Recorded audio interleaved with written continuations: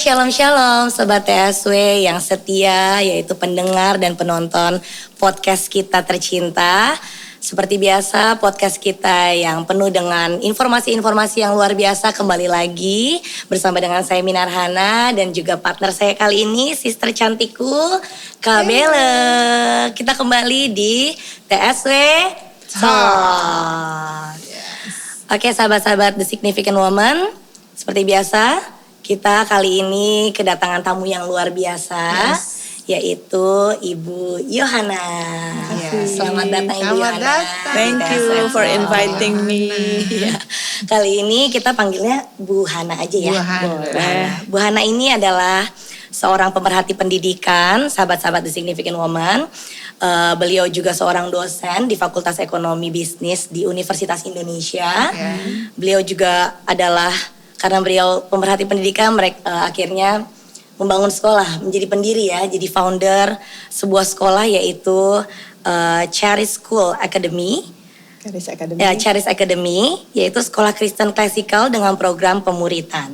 Beliau juga ibu dari seorang putra yang sekarang berumur 25 tahun. Wow, udah besar ya. Jadi kali ini kita mau ngomongin apa nih Kak Bella? Iya, jadi karena Ibu Hana ini juga founder dari Charis Academy School, jadi juga pastinya mengetahui ya tentang parenting zaman sekarang, bagaimana arah parenting zaman sekarang, terus Charis Academy juga pasti mempunyai pola parenting yang berdasarkan firman Tuhan seperti itu ya. Tapi yang aku mau bahas nih ya hari ini gitu ya, yang lagi rame gitu ya di dunia parenting saat ini yaitu gentle parenting. Pernah dengar nggak? Betul. Minar kan juga seorang ibu dari anak yang masih kecil gitu ya kan. Kalau aku 2 anak nih, udah satu SMP, satu masih 10 tahun SD, kelas 4 SD.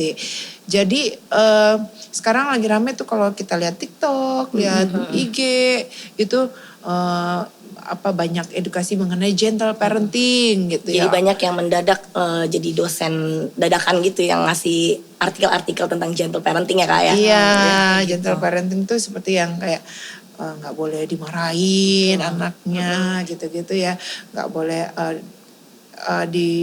pokoknya nggak kayak zaman dulu lah ya, nggak kolonial ya, nggak zaman VOC zaman dulu gitu istilahnya. Jadi ada yang versus gentle parenting versus colonial parenting gitu kan. Ada yang membandingkan seperti itu. Nah sebenarnya tapi ada juga yang memperdebatkan gentle parenting ini gitu kan. Maksudnya bagus nggak sih sebenarnya gentle parenting? Apakah seperti yang digaungkan gitu, ini lebih baik gitu. Gentle parenting ini apakah lebih baik dibanding model parenting yang lainnya? Kalau menurut Bu Yohana sendiri sebagai pemerhati pendidikan, kira-kira pro atau kontra nih dari Bu Yohana? Saya sendiri terus terang baru belakangan ini ya mempelajari gentle parenting karena memang anak saya juga udah besar. Baru 2 tahun terakhir lah ya saya mempersiapkan untuk sekolah Charis Academy. Jadi saya kembali lagi mencoba melihat seperti apa sih saat ini ya. Kita tahu Gen Z gitu ya, bahkan generasi Alpha saat ini. Nah sebenarnya gentle parenting itu pasti motivasinya maksudnya baik. Ya enggak ya, karena dia sebetulnya mencari alternatif dari yang tadi kolonial tadi. Karena mereka pada saat ini melihat bahwa udah gak bisa lagi seperti itu dan gak efektif. Kenapa? Karena itu hanya membuat anak takut. Membuat anak mau turut, mau taat karena takut gitu ya. Jadi mereka berusaha mencari alternatif, diambillah satu ekstrim yang lainnya gitu ya. Gentle parenting. Nah, memang ada beberapa versi ya gentle parenting dan beberapa yang saya lihat itu memang sebetulnya tujuannya adalah untuk melakukan pengasuhan anak ya, parenting melalui kasih, melalui kesabaran gitu ya, dengan hubungan gitu ya, mau membuat anak itu nggak jadi takut. Nah, kalau ini tujuannya sebenarnya itu bagus kan ya. Bagus. Nah, tapi memang waktu saya pelajari lagi ada beberapa hal nih yang kita perlu lebih peka lagi, terutama kita sebagai keluarga-keluarga Kristen, orang tua Kristen gitu ya. Karena kita Christian, tapi kita perlu coba melihat lagi, apakah parenting kita ini udah cukup biblical? Ya, apakah Mengacu cara ke kita firman Tuhan. mengasuh anak itu seperti yang Tuhan mau nggak sih, gitu ya? Jadi sekarang pertanyaannya, kalau tadi ditanya gentle parenting itu bagus apa tidak, saya bisa jawab ada unsur-unsur motivasi yang memang bagus.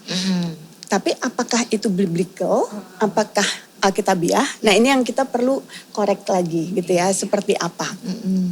Ada satu sih sebetulnya ya yang paling menggelitik hati saya waktu saya baca, gentle parenting itu yang penting kita mengajarkan show love, unconditional love gitu. Nah sementara kita sebagai orang Kristen kita tahu ya, siapa sih yang bisa kasih unconditional love gitu loh. How can we parenting dengan unconditional love kalau kita sendiri tuh belum ngalamin unconditional love itu. Dan only one name yang bisa memberikan unconditional love, Jesus gitu kan. Nah jadi kembali lagi, nah kita nih harus lihat parenting tanpa Tuhan apakah mungkin? Parenting without Jesus tuh apakah mungkin gitu ya. Nah itu dari sini kita coba sama-sama lihat lagi.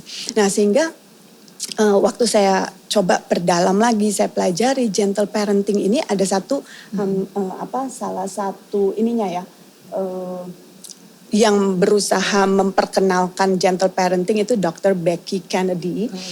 Dia lulusan Columbia, saya dulu S2 saya juga dari Columbia University.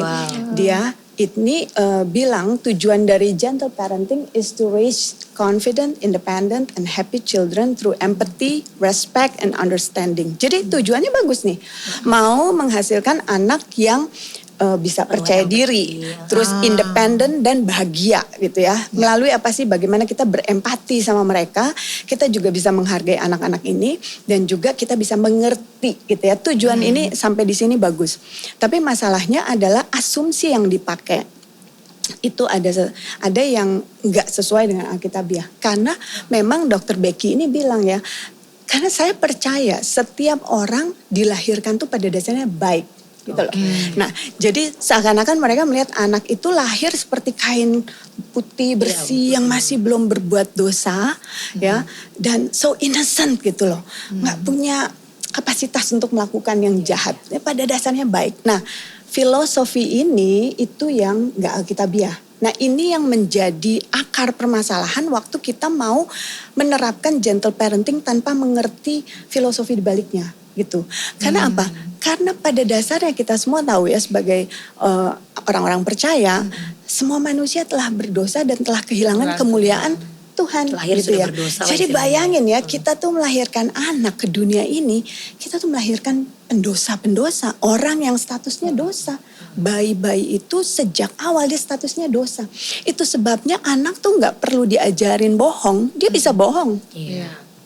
Anak nggak perlu diajarin untuk apa ya, ada cemburu, iri hati gitu ya, dia mau mementingkan diri sendiri, it's their nature gitu. Jadi kayak udah DNA-nya emang udah pasti udah Karena kita ada aja semua gitu ya. ini adalah keturunan Adam gitu loh. Pada saat Adam dan Hawa jatuh ke dalam dosa, walaupun Tuhan menciptakan manusia, itu kan sesuai dengan citranya, sesuai dengan rupanya, according to God's image, according to God's likeness. Tapi dosa itu merusak identitas itu, sehingga anak-anak ini akhirnya anak-anak yang kehilangan identitasnya yang sejati gitu. Sehingga nature manusia pada dasarnya adalah berdosa. Nah, saya melalui pendidikan dan parenting ya, kami punya seminar, webinar parenting yang kami terus mau melakukan edukasi juga kepada parents, bukan hanya orang tua murid di sekolah, tapi ini juga bersifat umum. Itu mau memperkenalkan yang namanya grace-based parenting. Jadi pola asuh anak yang berdasarkan anugerah Tuhan gitu loh. Nah jadi karena kita tahu anak-anak kita itu pada dasarnya adalah sinner. Mereka orang berdosa, kita sebagai orang tua itu punya tanggung jawab untuk memuridkan anak kita. Untuk membawa mereka untuk mengenal siapa Tuhan yang benar dan siapa identitas mereka di dalam Kristus gitu. Nah waktu kita mau tahu tujuan ini, makanya waktu Yesus bilang gini, jadikanlah semua bangsa muridku. Ya ajarlah mereka apa yang aku ajarkan gitu kan ya, baptis mereka dalam nama Bapa dan Anak dan Roh Kudus. Sebenarnya buat kita sebagai orang tua, yang paling terutama harus kita lakukan itu adalah untuk memuridkan anak-anak kita dong. Mereka tuh butuh juru selamat gitu ya. Karena ya bayangin ya, anak-anak sejak kecil hatinya itu pada dasarnya jahat. Pada dasarnya berdosa, dia apa sih? Mementingkan dirinya sendiri. Bagaimana kita harus bisa mengasuh mereka, membawa mereka untuk mengenali bahwa itu semua dosa dan mereka membutuhkan juru selamat. Sehingga tujuannya kayak seperti kami di sekolah juga anak-anak ya, kita buka program toddler umur 2-3 tahun, preschool 3-4 tahun, dan kindergarten A dan kindergarten B. Itu tujuannya adalah membawa mereka tuh ngalamin kasih Tuhan gitu loh. Mereka punya pengalaman akan kasih Tuhan, dan waktu mereka kita bisa layani, mereka tahu Tuhan tuh baik dan Tuhan tuh mau menyelamatkan mereka, sehingga mereka tuh bisa buka hati untuk terima Yesus. Karena memang dengan perbuatan, nah ini dia, dengan perbuatan aja tidak ada orang bisa selamat dengan perbuatan baiknya, ya nggak?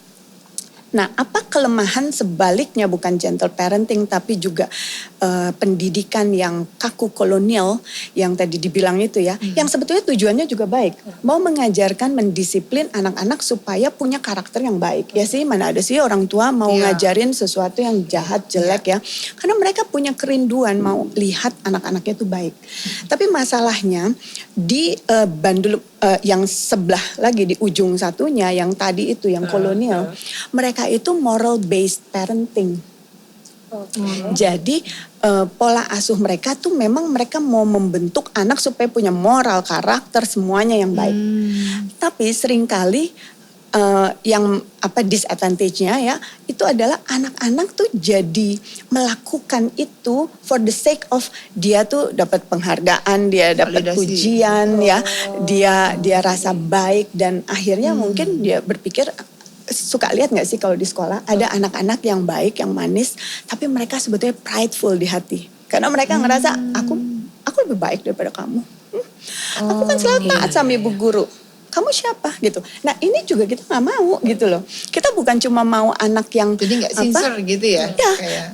Jadi makanya efeknya pendidikan ingin dielu-elukan, diagungkan gitu. Pride, padahal pride itu tuh sesuatu yang Tuhan bilang sama seperti penyembahan berhala. Istilahnya hanya Tuhan lah yang patut dipuji gitu. Makanya bagaimana kita orang tua tuh mengajarkan anak untuk selalu melihat kasih Tuhan gitu loh. Dan tahu bahwa it's all because of His grace gitu loh. Semua hanya karena anugerahnya. Bukan karena perbuatan kamu. Nah orang tua yang sangat cuma pakai tadi moral base. Yang mau membentuk anak tapi tanpa memperlihatkan bahwa mereka tuh ada anugerah Tuhan loh. Nah itu akan membuat anak-anak yang jadi seperti apa sih? Anak-anak yang seperti farisi-farisi yang gampang menghakimi orang. Sebenarnya kalau boleh dibilang moral based itu bisa membentuk kepribadian anak menjadi narsistik juga. Atau bisa, tapi jadi gini, moral itu eksternal. Gitu, dia lakukan itu karena itu yang baik, karena dia mau dapat pujian, karena dia mau dapat penghargaan, karena segala macam. Tapi sebetulnya yang kita perlu lakukan adalah menggembalakan hati anak supaya anak itu nggak jadi prideful. Mereka melakukan semua yang baik karena mereka mau earn something. Ya mau mendapatkan sesuatu, tapi memang mereka karena mereka nggak ngerasain kasih Tuhan dan mereka tahu bahwa itu yang baik untuk bisa mereka berikan kembali kepada Tuhan gitu kan. Karena firman Tuhan juga bilang kamu bisa berkata-kata seperti ini, bisa begini, tapi kalau nggak punya kasih. Betul. Tapi maaf aku potong Bu. Jadi kalau menurut Ibu, kalau misalnya nih iya silakan Bu. Gentle parenting ini kalau dari POV-nya Ibu berarti benar-benar nggak ada Bible, benar-benar nggak biblical banget nih. Tergantung, kalau ada orang tua yang mengambil unsur yang baik dari gentle parenting tapi dia juga kombinasikan dengan kebenaran firman, itu bagus. Kenapa? Karena saya baca ya satu buku buku itu bahkan mengajarkan bagaimana sih caranya ya, ini terutama untuk anak-anak kecil ya. Karena kita tahu, ini kita harus mengerti dulu bahwa anak-anak itu kata firman Tuhan adalah seperti anak panah di tangan pahlawan. Nah, anak panah di tangan pahlawan itu apa sih? Anak panah itu ya kalau saya tadi juga lagi mempelajari lagi ya, itu anak panah yang benar gitu ya. Itu kan dari kayu, terus dia ada ujungnya. Ujungnya itu yang harus dikenakan kepada sasaran, lalu di belakangnya itu ada bulu-bulu. Nah, sebetulnya anak panah di tangan pahlawan itu memang harus dibentuk, diasah, dipersiapkan untuk bisa diluncurkan tepat sasaran. Nah, kita tuh tahu bahwa anak-anak itu semuanya adalah masterpiece. Betul. Efesus 2 ayat 10 tuh bilang for we are God's masterpiece. Jadi semua anak-anak kita tuh mahakaryanya Tuhan yang diciptakan di dalam Kristus Yesus untuk melakukan pekerjaan baik yang Ia telah siapkan jauh sebelumnya. Artinya apa? Ada destiny dalam kehidupan anak-anak kita, ya kan? Nah, waktu kita mau mendisiplin anak kita, tahu nih tujuannya adalah supaya mereka bisa masuk ke dalam rencana Tuhan, panggilan Tuhan, disitulah dia bisa kita luncurkan. Nah, anak panah ini nanti akan ada waktunya setelah anak-anak itu besar tuh memang harus diluncurkan ke dunia yang jahat ini. Nah, anak panah itu bisa nggak ke kiri, nggak ke kanan, tapi dia masuk ke dalam rencana Tuhan. Nah, itu bulu-bulu di belakangnya itulah kalau kita lihat anak panah, bulu-bulu itu yang membuat dia tuh lurus. Tepat sasaran ya. Tepat sasaran. Nah, bulu-bulu itu seperti firman apa yang kita ajarkan kepada anak-anak ini supaya dia bisa tepat sasaran. Nah, kembali tadi ke gentle parenting. Kalau tujuannya itu kita mengerti, gentle parenting ini tuh pada dasarnya mau mengajarkan kan tadi be gentle gitu ya. Nah, tapi pada saat kita harus... Mungkin gini Bu, apa sih lebih ke bahasa Indonesia kali gentle parenting? Mungkin ada ibu-ibu yang kurang ngeh, apa sih gentle parenting ini gitu kan. Apakah sih lembut-lembut kah apa gimana ya, gitu ya? Mungkin ya bagus ya, pola asuh dengan kelemah lembutan kali, dengan kesabaran, dengan apa segala macam itu kan bagus. Ya enggak? Tapi positif namanya pendidikan itu tuh sebetulnya bahasa aslinya tuh edusere. Itu kayak menarik gitu ya, mengambil potensi yang apa yang ada di dalam. Dan pendidikan itu sometimes memang menyakitkan gitu loh. Kan harus dibentuk. Jadi kan kayak anak panah itu harus dibentuk. Nah, salah satu yang saya lihat menjadi challenging pada saat kita mau terapin konsep seutuhnya dari yang dipahami oleh dunia saat ini, gentle parenting, itu bukan cuma masalah kesabaran atau ininya, tapi karena tadi balik lagi mereka asumsinya itu adalah anak tuh pada dasarnya baik. Sehingga kalau kita lihat nih waktu, ini terutama anak-anak kecil ya. Waktu anak-anak kecil gentle parenting itu tuh mungkin kita akan lihat kayak di mall ada anak umur 2-3 tahun lagi tantrum. Minta lagi merengek gitu ya. Terus misalnya marah-marah, segala macam karena gak dibeliin sesuatu. Orang tua yang menganut gentle parenting yang tidak biblical, dia akan cuma pokoknya ya dari buku yang saya yang penting kita afirmasi, oke, I understand, saya ngerti kok. Kamu sedih ya, kamu apa. Jadi diafirmasi dan prinsipnya adalah semua perasaan itu legal. Boleh aja dong anak. Memang itu hak orang, tapi makanya manusia kan dikasih free will. Betul, Yesus tapi Tuhan tapi bilang kan pada hari ini aku perhadapkan kepadamu kehidupan dan kematian, berkat dan kutuk. Tapi pilihlah hidup, pilihlah berkat. Nah, yang harus kita parenting itu adalah harusnya mengajar anak untuk memakai free will-nya untuk memilih kebenarannya Tuhan, gitu loh. Nggak ngikutin emosinya. Saya nggak kebayang kalau anak itu nggak bisa didisiplin, terus kita cuma ya oke gitu ya sambil pelan, sambil gentle, tanpa ada pendisiplinan, tanpa kita mengajarkan firman untuk mereka tahu apa yang sebenarnya seharusnya mereka nggak boleh ikutin perasaan mereka, itu nanti jadi bisa efeknya bisa berbahaya juga gitu ya. Makanya jadi ada impact yang kayak zaman sekarang bilang apa tuh Kak, strawberry apa sih? Generasi strawberry. Iya itu ya, jadi kayak apa sih lembek-lembek, apakah itu impact dari si gentle parenting ini Bu? Apa gimana? Saya nggak bisa bilang itu selalu seperti itu karena butuh penelitian, tapi pasti sampai batas tertentu itu pasti ada pengaruhnya. Kenapa? Karena gentle parenting itu dia nggak percaya pendisiplinan dan dia mengafirmasi perasaan si anak. Ini sebetulnya mengajarkan apa? Anak untuk self-centered. dia tuh berfokus kepada dirinya sendiri gitu ya. Dia mengikuti emosinya. Kita nggak latih mereka untuk menguasai diri. Padahal salah satu dari buah roh itu kan penguasaan diri gitu ya. Nah pada saat anak selalu mengutamakan emosinya dan diafirmasi oleh orang tuanya, it's okay, kita ngerti perasaan kamu kayak gitu, it's okay gitu ya. Tanpa kita men-shape dia dengan prinsip kebenaran, nah dia akan sampai besar menjadi anak yang sensitif gitu ya. Dia emosinya kalau dia lagi rasa apa, so jadi itu bisa jadi selfish. Dia gitu ya. Bisa jadi apa? NPD itu nggak sih ya? Bisa jadi, ya bisa jadi dia tuh lebih berfokus kecenderungannya. Saya nggak ngomong selalu akan begitu ya, karena memang manusia sendiri, anak sendiri beda-beda. Ada yang lahir sangat compliant, sangat taat, gampang banget diatur gitu ya, hatinya lembut ya ma gitu ya. Nah tapi ada juga anak-anak nih yang defiant, yang bawaannya tuh agak beban, wah ini ya strong willed child gitu kan. Tapi kemauannya tuh keras, padahal itu sebetulnya bagus loh. Itu adalah natural leader. Nah, tapi kalau kita nggak latih mereka bisa jadi remajanya itu bisa jadi berontak gitu loh. Karena mereka selalu di dalam parenting, apalagi terutama untuk anak-anak yang strong willed tadi itu sebetulnya kayak kita lagi bermain who is the chief gitu loh. Kalau kita nurut-nurutin dia terus, dia jadi chiefnya, dia jadi bosnya gitu. Dia yang akan bisa ngatur dan gitu. Bayangin ya kalau dari kecil kita nggak ajar dia, kita nggak disiplin dia, begitu besar itu sulitnya kayak apa mau membentuk anak itu. Butuh anugerah Tuhan, memang tidak ada yang mustahil. Tapi kita bisa dengar cerita ada anak yang akhirnya buat kejahatan, tapi waktu ada cerita-cerita kita baca di media mungkin gimana anak itu kelihatannya manja banget gitu ya, orang tuanya ngikutin aja apa yang dia mau. Itu anak itu bisa buat berbagai masalah sosial di kemudian hari gitu ya, karena dia terbiasa selalu senternya tuh dia. Padahal kita tuh harus mengajar anak-anak untuk Christ is the center gitu loh. Yesus harus jadi pusat di dalam hidup kita gitu loh. Nah, apa yang saya setuju dari gentle parenting itu adalah memang bagaimana orang tua tuh harus menjaga penguasaan diri dan kesabaran dan tetap dengan kasih mendidik anaknya. That's the good point gitu loh.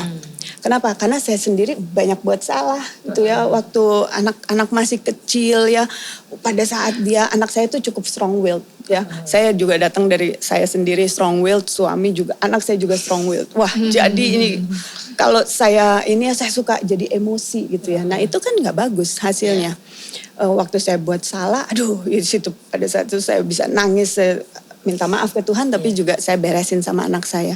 Tapi saya lihat sekarang ya, anak saya sendiri sekarang umur 25, dia bilang, "Ma, saya nggak tahu saya akan jadi seperti apa kalau mama dulu nggak cukup keras sama saya." Dia bilang gitu. Kira-kira udah bener nggak ya? Tapi gini, Bu, misalnya oke lah, kita kan tentang agama lah ya, maksudnya gitu ya. Tetap Tuhan lebih di atas sisi gentle parenting ini tuh, kita lebih ke yang agamanya. Misalnya ada pertanyaan kayak gini, emang udah yakin nih kalau emang udah agama tuh yang jadi tolak ukur dalam parenting lu segala macam tuh udah pasti tuh anak baik kayak misalnya ada pertanyaan kayak gitu kan, why not ya Bu ya, ada aja gitu kan. Karena ada beberapa mungkin kita nggak tahu gitu kan, ada yang kayak terlalu agama banget tapi jatuhnya tetap akhirnya ujung-ujungnya melenceng juga karena terlalu terpatok jadi fanatik banget gitu loh. Ada kan yang seperti itu, gimana tuh? Nah, itu yang saya bilang tadi, itu ada di ujung yang di sebelah sini ya, yang gentle, satu lagi yang moral based gitu loh. Jadi orang tua yang mengajarkan anak hanya untuk ngikutin ini harus begini, ini harus begini, jangan begitu, jangan begitu. Tanpa membawa anak tuh punya hubungan sama Tuhan, anaknya bisa jadi seperti itu. Dan terakhir banyak yang akhirnya bisa jadi marah sama orang tuanya gitu. Karena akhirnya pasti nanti mereka akan ngelihat, mama papa aja juga masih seperti itu, kok sok jadi polisi agama gitu ya. Nah itu ya karena ada di sisi yang sini. Dia hanya menanamkan semua ya barrier yang constraint yang eksternal sebetulnya. Kamu nggak boleh begini, nanti begitu. Apalagi kalau bilang nanti kamu malu-maluin mama gitu. Nanti kamu bikin malu papa gitu kan. Kamu nggak boleh begini, kamu nggak boleh begitu. Apa bedanya? Itu kayak di perjanjian lama. Karena aku juga pernah ya, sorry Pak Sansun. Ada yang cerita sama aku. Dia udah besar, udah umur 20-an. Dia cerita juga akhirnya. Sekarang aku karena dulu orang tua aku tuh sampai kalau aku gereja Kak katanya, sampai kalau diliatin aku nggak nyanyi gitu. Padahal udah gede gitu loh. Terus jadi kamu kok nggak doa sih kamu ini. Nah terus ternyata dia melihat kehidupan orang tuanya sendiri, mereka masih berantem lah suami istri ini. Jadi sesuai apa yang diajarin akhirnya gitu anaknya ya. jadinya jadi gereja marah. juga males. Aku males ya, aku jadi sempat kayak nggak percaya Tuhan, maksudnya kayak males ke gereja gitu loh. Abis lihat orang tuaku sendiri begitu katanya gitu. Kayak jadi penuh kepura-puraan. Struggle juga sih kadang kita itu kan ngedidik agama diawasin seperti sampai itu ya. segitunya tingkahnya, maksudnya diliatin nyanyi enggak gitu. Nyembah enggak gitu. Ya, nyembah enggak. Sebetulnya gitu. tujuannya kan baik ya, pasti Iya. semua orang tua tujuannya baik. Tapi makanya karena kalau itu semua mereka lakukan tanpa punya hubungan sama Tuhan, itu jadi agamawi belaka gitu loh. Orang Farisi jadi itu ya tadi aku siapa tahu ada Agamawi yang itu bertanya yang seperti itu, membuat kan? Iya, anak-anak itu akhirnya ya nggak betah sendiri dan mereka akhirnya berontak gitu. Nah, gimana sih ya jalan keluarnya? Saya percaya grace ya. Oleh kasih karunia engkau diselamatkan bukan dengan perbuatanmu ya, tapi itu adalah pemberian Tuhan gitu kan, oleh imanmu kepada Yesus. Nah, disinilah peran orang tua, bagaimana orang tua tuh mengajar anak untuk biar punya hubungan sama Tuhan.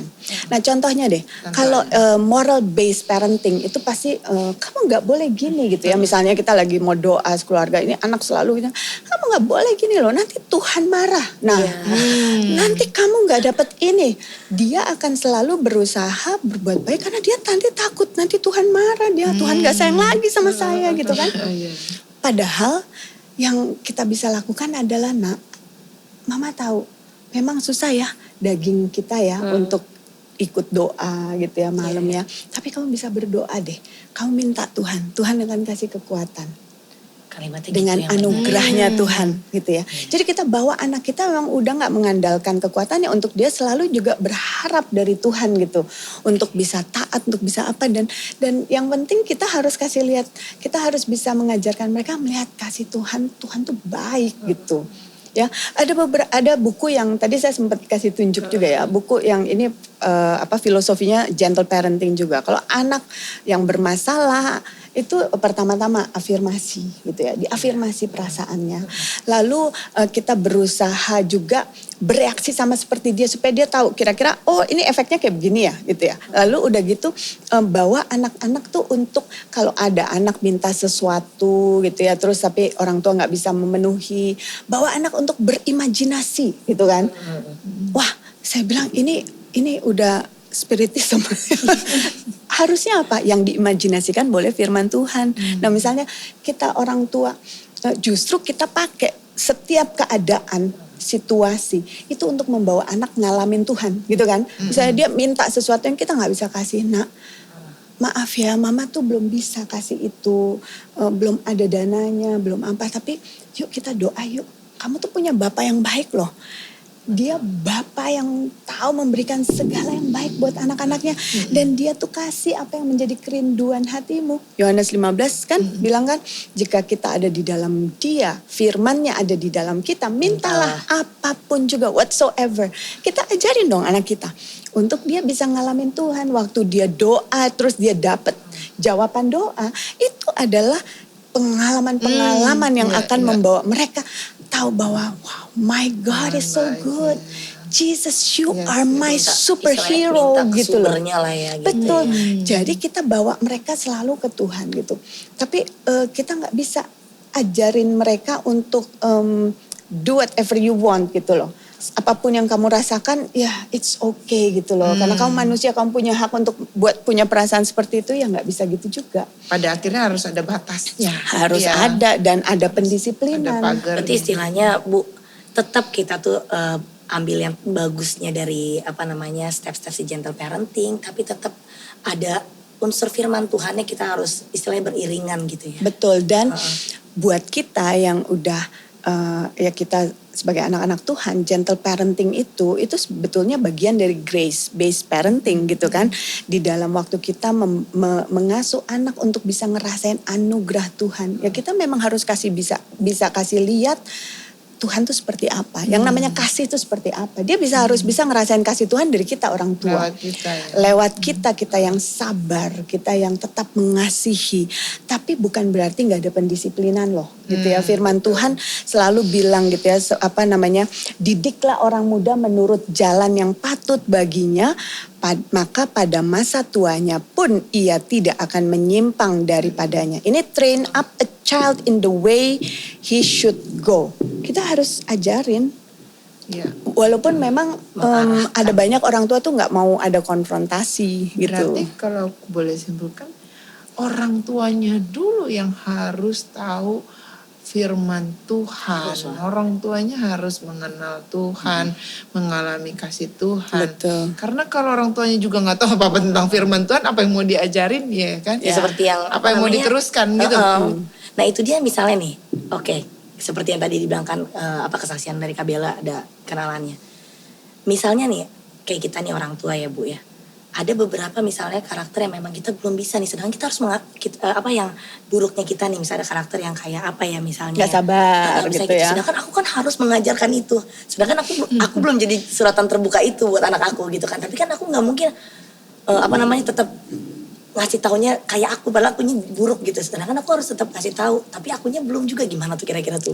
Nah disinilah memang kita tuh harus terbuka. Semua kita adalah work in progress, artinya nggak ada yang udah selesai kan. Tapi justru kita justru harus kasih lihat mereka, mama tahu mama masih punya kelemahan di sini ya. Tapi mama tahu Roh Allah, Roh Kudus ada di dalam sini loh. Dan semua buah roh itu artinya ada di sini. Jadi kita memang harus mulai mengandalkan Tuhan dulu untuk kita ngalamin terobosan. Dan anak kita lihat bagaimana orang tuanya terus mau bertumbuh, berubah. Mengalami terobosan di dalam Tuhan. Itu kan sebetulnya yang kita juga mau ajarin. Karena nobody's perfect di dalam tubuh kita. Jiwa kita, ya nggak sih? Pada saat seseorang lahir baru, itu kan roh kita yang sudah diselamatkan. Jiwa kita tuh masih harus terus ditransformasi. Berubahlah oleh pembaruan budimu setiap hari. Jadi justru biarlah anak itu juga melihat mamanya pun tuh juga lagi terus sambil belajar. Tapi kita bisa ngalamin terobosan waktu kita punya hubungan sama Tuhan. Waktu kita juga bisa bilang, Tuhan, biar bukan dengan kuat dan gagahku, tapi oleh rohmu yang ada di dalamku. Tuhan yang memampukan kita. Nah sehingga waktu kita sebagai orang tua terus bertumbuh, anak itu juga melihat, wow gitu loh, mama berubah ya. Waktu kemarin ada gini, mama masih gak sabar, tapi mama terus bukan dengan kekuatannya berusaha menutupi, berusaha apa. Tapi waktu mama terus ya mencari firman Tuhan. Firman itu yang kan firman mendidik, membentuk. Firman itu yang membuat kita juga sebagai orang tua terus bertumbuh. Nah jadi kita juga bisa bawa anak kita, yuk sama-sama kita bertumbuh gitu. Jadi jangan merasa harus kelihatan sempurna di depan anak, sehingga anak tuh wah ini gak ada celah gitu ya.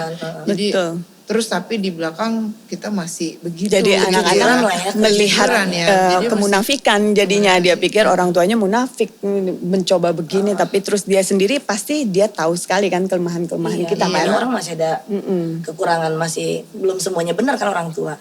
Terus Bu, tapi satu hal ya, kita tetap harus ngajar anak kita untuk firman Tuhan bilang hormatilah ayahmu dan ibumu. Bukan hanya waktu mereka itu baik, bukan waktu mereka itu benar. Mama memang masih punya banyak kelemahan juga. Tapi firman Tuhan mengajarkan kamu untuk tetap menghormati papa dan mama. Kenapa? Karena satu saat nanti kamu biar belajar bagaimana menghormati Tuhan, bagaimana taat sama Tuhan. Karena kayak itu tadi ya, anak tuh kita train ya, kan dibilang di sini didiklah anak muda, train up your child. Ya itu usia 0 sampai 10 tahun tuh kita harus mulai train. Tapi pada saat dia mulai dewasa, hai anakku, dengarlah didikan ayahmu, jangan menyanyiakan ajaran ibumu.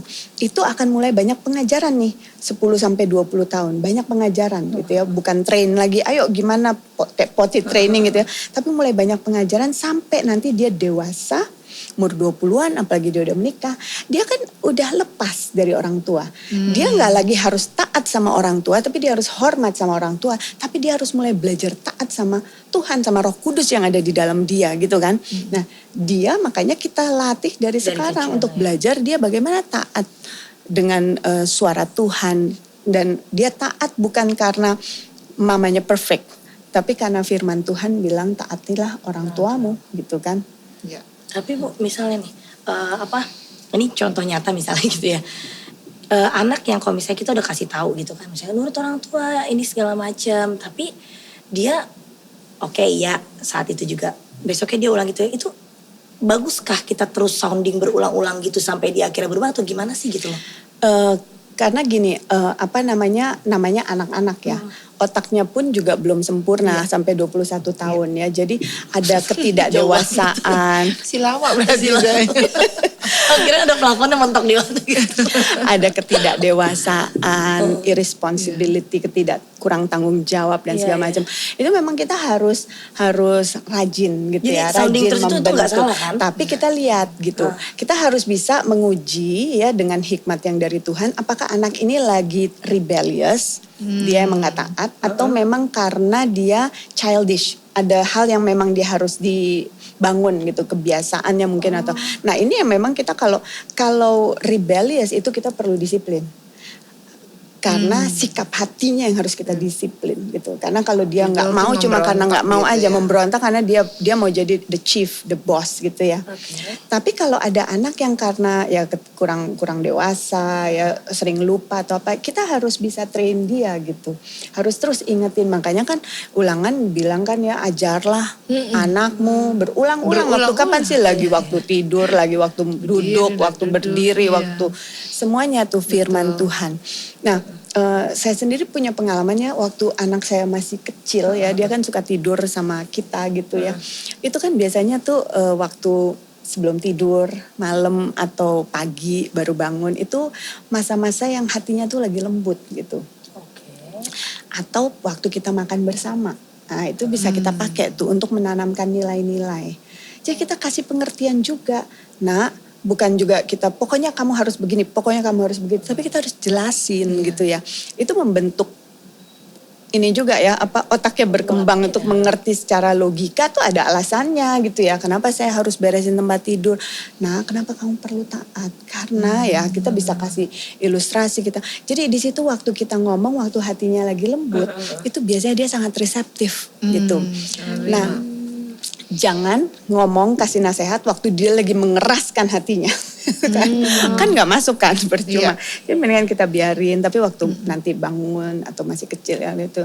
Nah, nanti gini ya, kita masukin itu. Dan kita pakai kuasa firman. Kita tahu firman itu berkuasa ya. Speak. Jadi kalau kita tahu ada perumpamaan, Tuhan Yesus bilang speak to the mountain. Untuk dia berpindah gitu ya. Jadi kalau kita melihat ada permasalahan di dalam anak kita, kurang rajin, kurang taat segala macam, kita cari firman dan perkatakan terus firman itu gitu loh. Perkatakan gitu. Jadi kita sedang mencipta juga dengan firman Tuhan gitu kan. Nah, tapi terus sambil kita juga terus nasehatin, cari waktu yang tepat supaya itu masuk ke hatinya dia. Nah, saya punya sedikit kesaksian ya. Anak saya tuh waktu dia mulai umur berapa 7 sampai 10 tahun, 11 tahun tuh kayaknya saya terus kasih firman gitu ya. Sampai kadang-kadang kalau udah pagi, cepet deh kelamaan deh ya udah habis dosa. Itu sampai besar juga gitu ya. Tapi waktu itu karena masih pagi tidur suka sama-sama pagi bangun. Tapi tuh kayaknya kalau saya omongin dia kayaknya cepetan deh mama, lama banget nih kalau udah doa lama deh mah gitu kan ya. Kayaknya cuma masuk kanan keluar kiri gitu kan ya. Tapi saya terus gak jemu-jemu untuk terus kasih firman. Satu saat saya lagi mengunjungi dia lagi kuliah waktu itu di Amerika. Terus saya lagi kunjungin dia mau anterin saya pulang ke airport. Dia umur 20 kali ya. Terus di situ dia bilang gini, "Ma, thank you for everything ya Ma." Dia bilang gitu. Terus yang mengejutkan dia tuh ngomong gini, "Ma, do you know everything you said," dia bilang gitu, apapun yang Mama bilang, I remember all. Wih, Tetap Aku walaupun ingat semua. Itu sampai walaupun aduh, ngeluh-ngeluh Tuhan. tetap masuk ya. Iya. Ternyata firman dan semua Tuhan, walaupun kita sendiri punya banyak kelemahan ya, tapi Tuhan tuh membela kita. Karena dia tahu kita pada dasarnya tuh mau hal yang terbaik. Kita dikasih anak ini yang kita tahu ini adalah anak Tuhan yang dipercayakan ke kita gitu ya. Kita Karena mau aku lebih melakukan. percaya Tuhan membela firman-Nya ya. Tuhan membela firman-Nya. Itu maksudnya- Ketika firman-Nya Betul. disampaikan, itu tidak akan kembali dengan Betul, sia-sia. betul lagi. Dan dia tahu Itu kata kita tuh Bila. lagi preaching gospel kan ke anak kita kan dengan prinsip-prinsip Bu, yang itu kita maksudnya ajarin. ngebacain Alkitab gitu. Ya ada firman, tapi kadang-kadang saya suka nasehatin. Saya ada anak kecil, saya suka nasehatin. Nah, di Alkitab tuh nggak ada dating ya. Nanti satu saat kalau kamu udah siap, kita berdoa. Tuhan udah siapin buat kamu. Pokoknya semua yang ada di kepala saya yang saya Iya, baru iya. dapat firman pewahyuan tuh saya Minta selalu mau aja bagi. Istilahnya bukan yang pagi-pagi pas waktu itu baca firman ke dia Boleh gitu. ada juga firman, tapi abis itu nasehat-nasehat aja yang kita bisa Berhubungan dari dengan hati itu ya. ke hati gitu ya. Nah kamu tuh ya pokoknya nasehat apapun gitu ya. Saya suka ngajarin tentang no dating gitu ya, dan saya suka kasih contoh dari firman. Lihat deh tuh seperti itu ya Daud kalau lagi, pokoknya kita bisa apapun gitu. Ya. Kita ini adalah pendidik. Ya, pendidik itu, dan kita adalah diminta untuk membagikan gospel kan. Iya, betul. Jadikanlah semua bangsa muridku. Sebetulnya murid-murid kita yang pertama tuh siapa sih? Anak-anak kita gitu loh. Bagaimana kita ngajarin tentang Tuhan yang baik. Waktu suami saya meninggal, dia anak saya itu masih umur 10 tahun. Ya, saya suka bilang gini, Ariel ingat ya, Tuhan janji, He is the father of the fatherless, the husband of the widow. Kita tuh nggak sendiri. Saya ajarin dia untuk kamu sekarang bahkan punya double access to God, karena dia emang Tuhan yang baik yang mengasihi kamu, tapi dia punya janji yang spesifik untuk anak-anak yatim, bahwa dia tuh bapak bagi anak yatim. Kamu minta ada apa-apa, angkat tangan kamu minta ke dia. Yang kayak gitu-gitu loh. Apapun yang kita alami itu jadikan lesson untuk kita ajarin pelajaran-pelajaran hidup buat anak kita. Supaya pada saat nanti dia dewasa itu semua gak akan ada yang depart dari dia. Tadi kan ajarlah anak orang muda gitu ya, jalan yang dia harus jalanin. Waktu dia dewasa dia gak akan pergi dari situ. Pokoknya rivernya udah Alkitab bilang ya. Iya, bahkan ya anak saya itu karena dari kecil juga dia ke sekolah classical Christian ya. Jadi udah firman dan segala macam dia tahu. Dan pada saat dia di Amerika itu, dia SMA tuh dia masuk public school.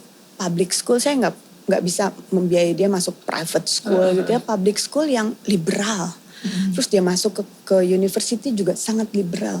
Tapi saya suka amazed ngelihat bagaimana apa yang benih-benih yang kita udah tanam dari kecil itu memang nggak sia-sia gitu. Ya, Karena dia bisa tetap punya firman, bukan berarti dia nggak pernah buat salah, nggak pernah apa, tapi prinsip-prinsip kehidupan dia tahu mana yang baik, mana yang benar, mana yang enggak gitu. Sampai satu saat pernah waktu di Amerika kita lagi jalan-jalan keluar kota, saya sama temen dan suaminya, anak saya tuh ngobrol sama suaminya, kita udah agak mau ketiduran ngomongin macam-macam dari politik ke LGBT ke segala macam. Itu bisa tiba-tiba saya ini kok kayak saya ya? Yang ngomong kenapa kayak saya ya? Ternyata apa yang kayaknya kalau saya ngomong tuh kadang iya mas, begini dia kayaknya ngebantah. Tapi pada saat dia dewasa itu dia melahirkan diri sendiri. Dia adopsi itu berbuah ya. Jadi benih-benih yang ditanam itu berbuah. Sampai saya bilang wow Tuhan tuh. Dia bisa tetap punya prinsip, dia ngerti bahwa Tuhan menciptakan laki dan perempuan, LGBT adalah kebohongan gitu ya. Nah ini penting kan. Karena kalau udah hidup di sana, bebas. Terus dengan culture yang seperti itu kadang-kadang yang tadinya berangkat dari sini bener, kalau nggak karena aku teguh. melihat sendiri ada teman yang dulunya besar di gereja pelayan, udah sampai sana, ya inilah gitu. Nah, LGBT ini memang it's kurang okay keteguhan gitu. ya. Makanya saya tuh Gugur semua gitu langsung. mendorong orang tua untuk banyak membicarakan juga, membahas prinsip firman dan melihat apa yang Keadaan ada di sekarang. dunia ini dan coba kaitkan dengan firman gitu loh. Iya. Karena anak kalau nggak pernah diajarin di rumah, di gereja juga jarang Supaya dibahas. update ya. Dia merasa itu kan banyak, ya makanya umatku binasa karena tidak Kurangnya punya pengetahuan gitu. Iya. Kita perlu mengajarkan anak-anak kita ini nggak usah tentang hanya tentang apa yang ini ya, tapi bagaimana relevansinya gitu, relevansinya ke dunia. Ya makanya orang tua itu juga perlu ya terus memperlengkapi dirinya dan melihat segala sesuatu dari perspektifnya itu firman Tuhan gitu. Iya, betul. Makanya memang pendidikan, pemuritan itu sebetulnya mempersiapkan anak supaya punya world view. Yang namanya world view, pola pandang yang hanya berdasarkan firman Tuhan. Istilah tetap kita tahu update sekarang apa, biar mereka tuh tahu, oh ini tuh Firman Tuhan keadaan berkata dunia tuh apa sih? zamannya, Tentang nggak tentang semuanya hal tuh itu. benar gitu kan. Jadi ada yang ini tuh harusnya begini loh sesuai dengan Iya. firman Tuhan. Jadi nggak semuanya tuh mereka tahu dunia ini berjalannya seperti ini tuh karena emang udah berjalan begitu dianggap Betul. benar gitu kan. Padahal ternyata tidak gitu kan. harus Semuanya mengerti harus point of view dari dari firman. Terus kalau misalnya disiplin, sedangkan Tuhan kan bilang ya maksudnya hajarlah ya. Tapi kalau misalnya udah yang agak berat banget tuh, apakah kita memperbolehkan ada pukul gitu ya Bu? Ini sih kontroversi. Artinya ada orang yang percaya, ada juga yang enggak. Tapi sebetulnya di luar dari itu, pendisiplinan itu adalah membuat anak tuh mengerti. Jadi tujuannya itu harus tahu dulu, membuat anak mengerti apa yang dia lakukan itu salah, dosa. Oke. Sehingga dia mau berubah, bertobat dari hatinya. Bukan hanya karena di depan papa, di depan mama gitu. Karena gak mau dimarahin, karena takut uang jajan gak dikasih gitu. Tapi memang ada pertobatan yang sesungguhnya. Kalau kita mendisiplin baik dengan rotan, mau dengan apapun. Kalau goalnya itu gak tercapai, artinya ada yang salah dari pendisiplinan kita gitu kan. Nah Jadi sekarang istilahnya kalau udah dipukul juga percuma nggak ngerti. Takutnya karena dia takut dipukul doang, tapi nggak sesuai dengan. Nah, ada orang tua makanya sebetulnya nggak hanya lewat pukul, ada orang yang tetap percaya karena itu memang bagaimanapun juga ada di Alkitab gitu ya. Tapi ada orang tua yang nggak perlu dengan pukul karena anaknya tuh nggak membuat anaknya bertobat dengan dipukul, tapi mungkin diberikan konsekuensi gitu ya. Misalnya saya lihat ada satu teman saya yang sangat disiplin. Anaknya misalnya nggak ngikutin atau apa, oke. Tapi gini, kita mendisiplin tuh harus kasih tahu dulu. Nggak bisa kita hukum kalau dia nggak tahu, dia nggak ngerti aturannya emang seharusnya gimana gitu loh.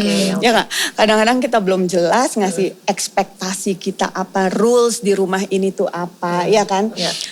Dan kita tetap harus kasih grace, kita lihat, kita omongin kalau memang pendisiplinan terakhir itu yang kalau memang kita lihat anak ini tuh rebel.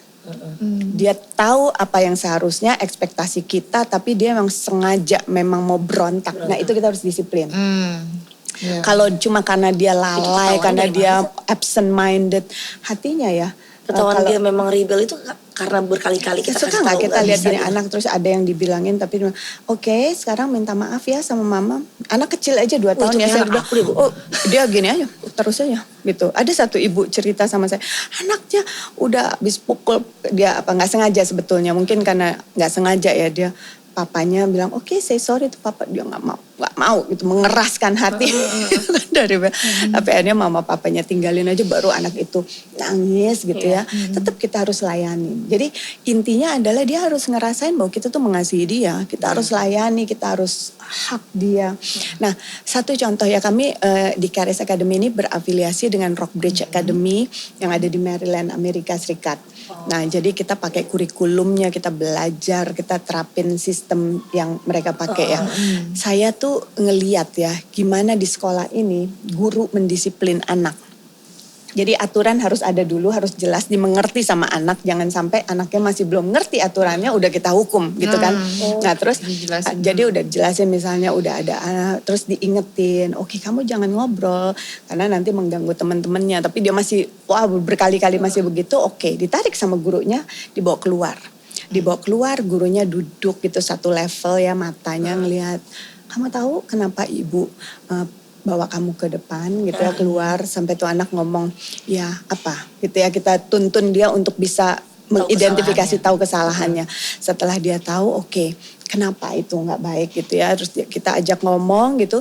Terakhir terus oke, kalau gitu sekarang kamu harus bilang apa ke ibu guru gitu kan ya. Anak itu sampai bilang oke ma'am, I'm sorry. Terus gurunya itu bilang oke, dipeluk, dia bilang I forgive you. Gitu kan ya. Harus ada rekonsiliasi dalam kita mendisiplin pun. Dia peluk anaknya, I forgive you. Ibu maafin kamu. Nah sekarang kamu harus bilang apa sama teman-teman?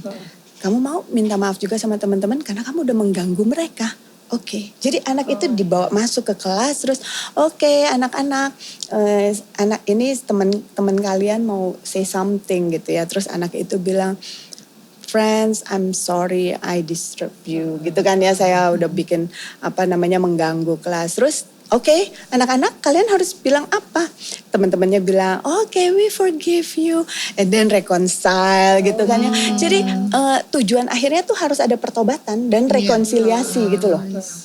Kalau kita pukul udah hajar sampai tuh anaknya juga gak ngerti salahnya apa. Itu membuat hatinya pahit. Atau kalau gak ada pertobatan, dia pahit gitu. Tapi kita memang harus bawa anak itu untuk ngelihat apa sebetulnya yang dia. Kenapa dia kita panggil, kenapa kita disiplin. Karena kamu mengganggu teman-teman lagi mau belajar. Kamu ganggu-ganggu dia atau segala macam. Tapi sampai anak itu mengalami pertobatan gitu. Dan akhirnya mengalami rekonsiliasi. Itu salah satu pengajaran yang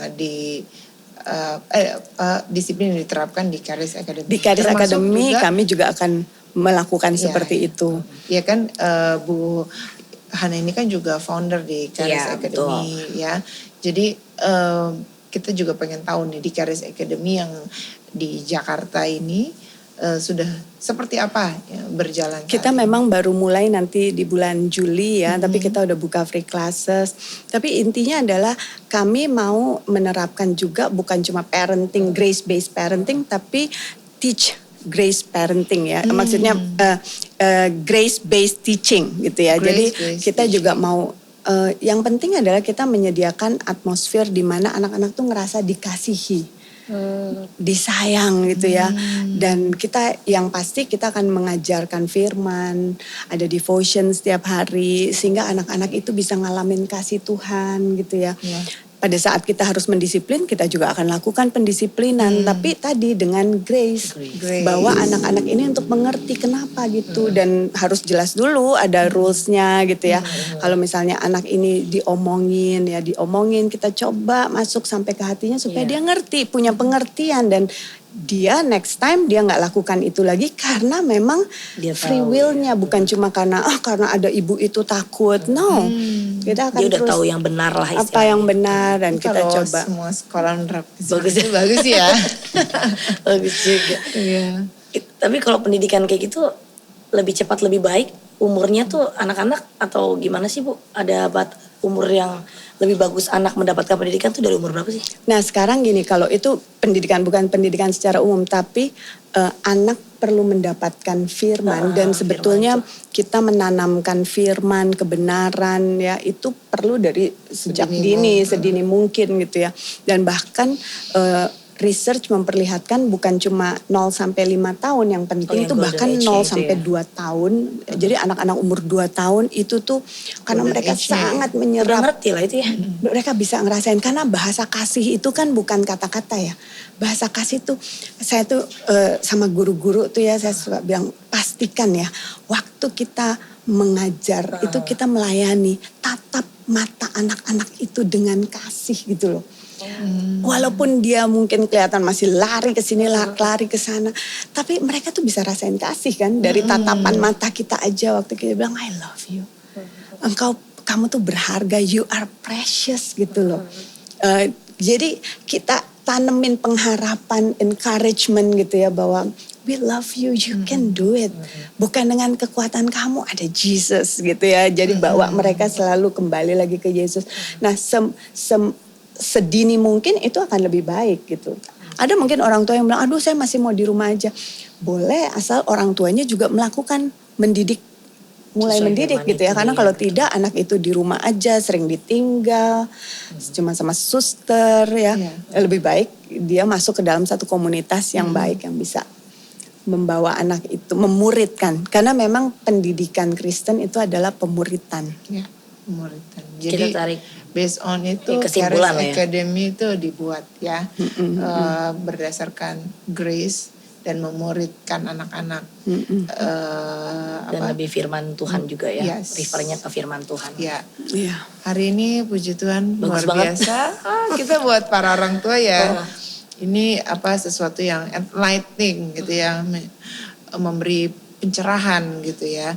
Kadang-kadang memang kita nggak bisa terima mentah-mentah Semua informasi yang ada. Terus update gentle sekarang. parenting terus kita adopt semua mentah-mentah gitu. Tetap kita sebagai orang tua yang sudah mengenal Tuhan, sudah mengetahui firman Tuhan, harus benar-benar tahu juga ya firman Tuhan tuh, kata Tuhan tuh seperti apa untuk kita mendidik anak-anak kita. Ya, Bu, ya. Implementasikannya di dalam mendidik anak kita. Iya. Jadi kesimpulannya dari Bu Yohana nih, apa nih untuk si gentle, best grace ya?